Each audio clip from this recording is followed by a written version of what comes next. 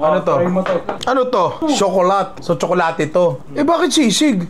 Hindi baka Baka nalagay lang. Eh, bakit bawas na rin? Ilang piraso na lang to? Sinabi ko lang naman, try mo eh. Praline siya, pre. Yung may malutong na shell na tsokolate sa labas. Tapos, apparently may sisig sa loob. Tikman natin. The perfect bite, pare.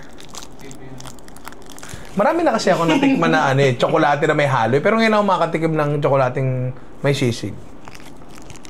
Yun yung tsokolate.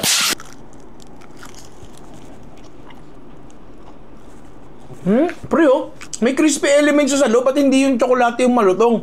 Tapos, mayonnaise ba yun? So, sisig Maynila to? Tapos may nalasahan ako nor liquid seasoning. Tingnan mo, Je. Ano yun? Yung dati, sinigang mix, tsaka nor liquid seasoning, Buo na? Oo! Gusto mo makita yung loob eh. Hindi.